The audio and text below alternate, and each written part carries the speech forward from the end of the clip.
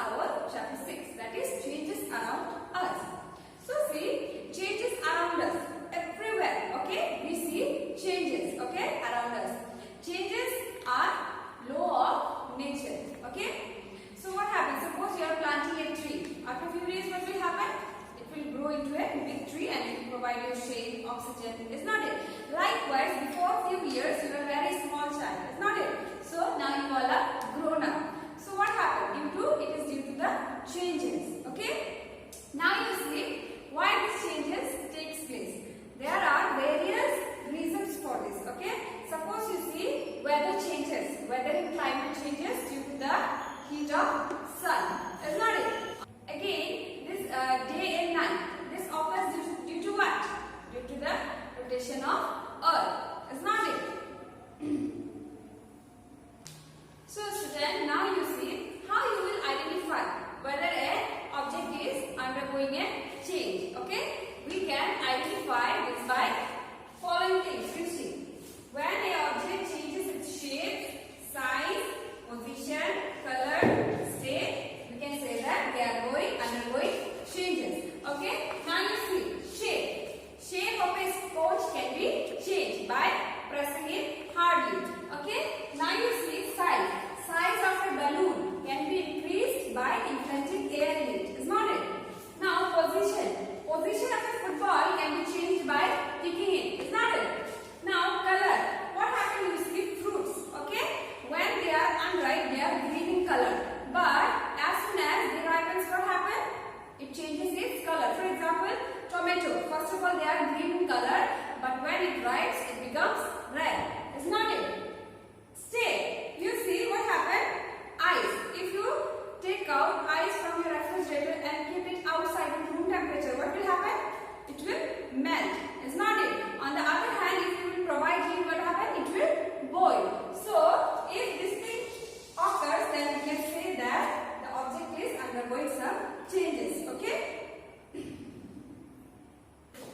So, student, now see classification of changes. These changes can be classified on different groups according to disabilities and dissimilarities. Okay? So, first of all, we will see desirable changes. What are these desirable changes? Okay, now you see changes that are desired by us, that are wanted by us, that are useful, are called what? Desirable changes. Now you see LPG, burning of LPG. It is useful, is not it? Because it helps us in cooking. So this is what? Desirable change. Now you see undesirable change. The change that are not desired by us. We don't want that thing to change. That are what? Undesirable change. Like falling down a flower from the plant or rotting down of food. These are what? Undesirable changes. Some more example of undesirable changes that we don't want are what? Landslide, forest fire, earthquake. Nobody desired it. It's not it. So these are what? Undesirable change. Okay, now you see reversible changes. What happens in these reversible changes? In reversible change, the object or material can be restored back after usage. Okay? Now you see balloon. Okay, I will give you some examples so that it will be more easier for you to understand. Now you see, suppose you have a balloon and you have inflated air inside the balloon and you have tied it with a rope. Okay? Again,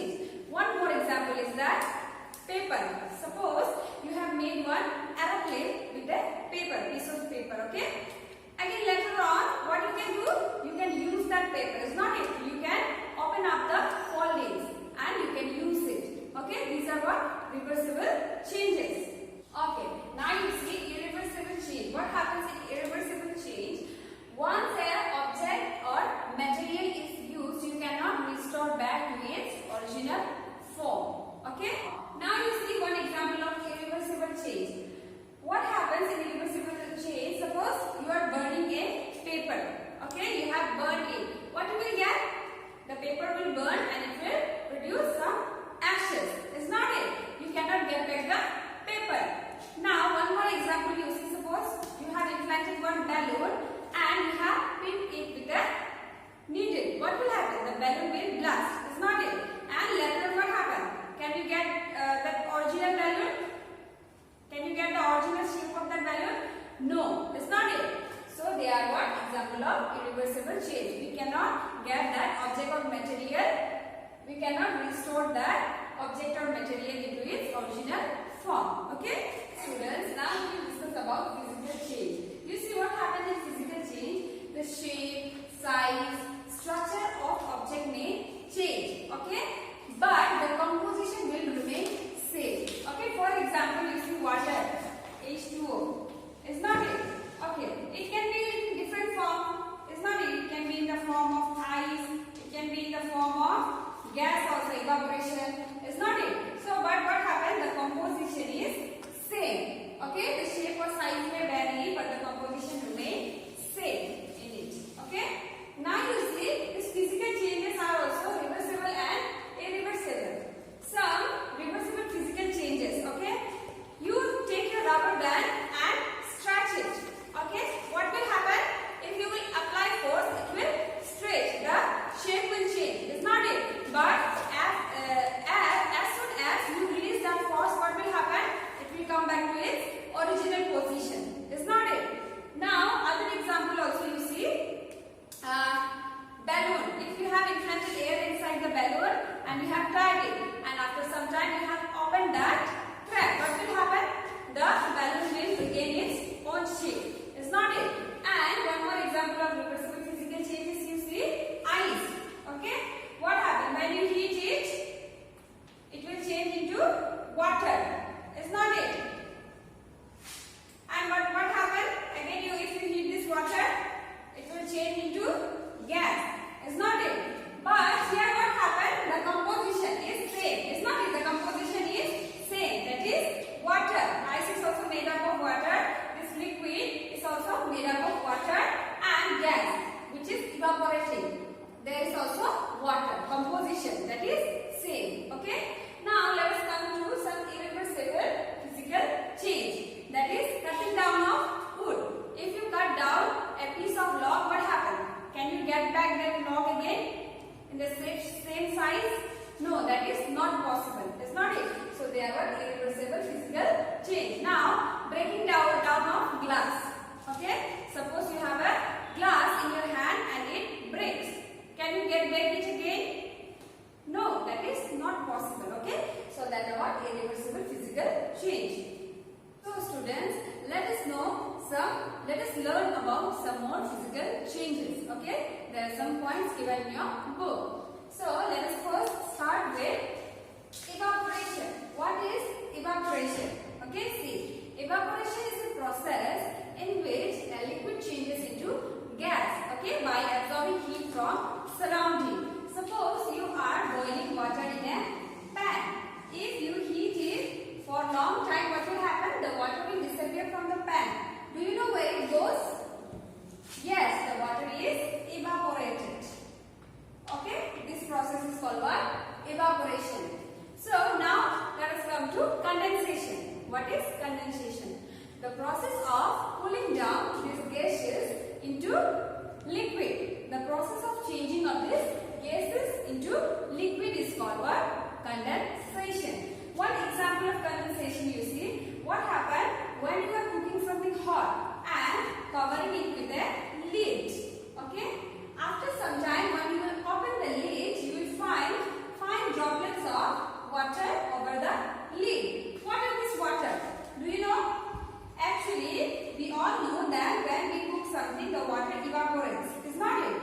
They are evaporating, and due to this lid, they are not able to go up. Okay? And it remains on the lid. And when it cools down,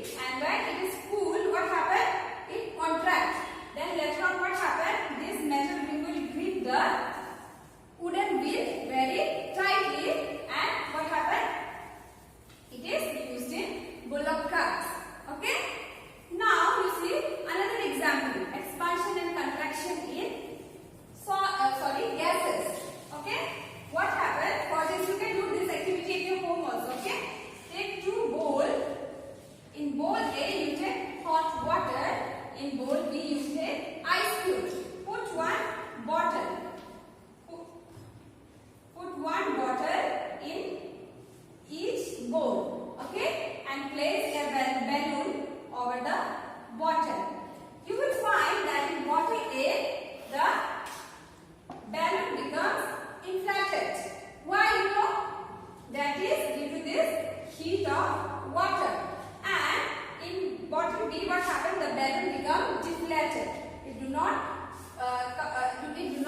expand. It contracts in figure B. Okay. Now we will see expansion and contraction in liquid. Okay. You see, when you have fever, thermometer is used, is not it? Thermometer is kept below your tongue. Okay, what happens when it is kept below your tongue? The mercury level rises, is not it? Why it rises?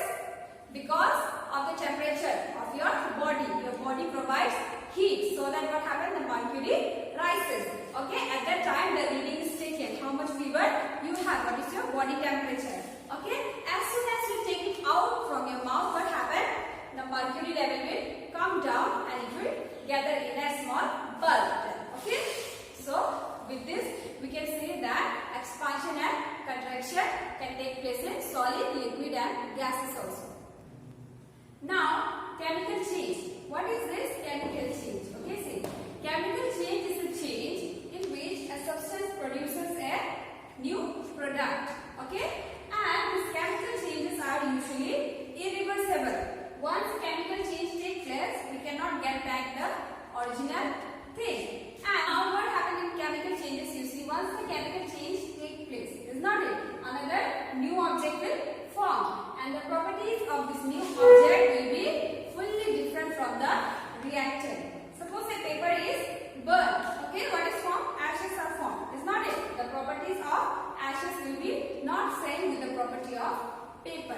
Okay, and this chemical changes takes place when two substances react. Okay, suppose you see paper, when it reacts with heat, is not it? If you will put a fire to the paper, then only it will burn. So what happens? When this chemical change takes place, when it reacts with two substances. Understood? Now some example of these chemical changes are curdling of milk, rusting, okay, cooking food is also what? Chemical change. So we will discuss it about briefly. Now we will see some example of chemical changes. See, burning. This burning takes place in presence of oxygen. And what it produces? It produces what? Smoke and ashes. That's not it. Now see, cooking. Okay, cooking food is a chemical change. What happens when you cook something? It is totally changed. Is not it? When you can taste raw vegetable and cooked vegetable. The tastes are totally different. Is not it? For example, when a bread is prepared, what happens? The sugar in it breaks down to form what? Carbon dioxide. Okay. Then what happens when it is baked? The carbon dioxide which was present inside the dough comes out, making the bread fluffy. Inside you may have seen in a piece of bread you will find fine holes. Okay, from that holes what comes out? Carbon dioxide comes out. Okay, and make it more spongy and fluffy. Now, curdling of milk, you see, curdling of milk is a chemical change which bacteria combine with milk. Okay, several what kind of bacteria is there? Lactobacillus bacteria combine with milk and make what? Curd. Now, rusting. See, rusting is a chemical process. Okay, when iron comes in contact with oxygen, moisture and water, what happens? Rusting takes place. Okay, it is a chemical process. Here, iron react with oxygen, water, moisture and they form new substance, that is what? Iron oxide. Okay, now you see some process of phenomenon involve more than one kind of changes. For example, cutting down of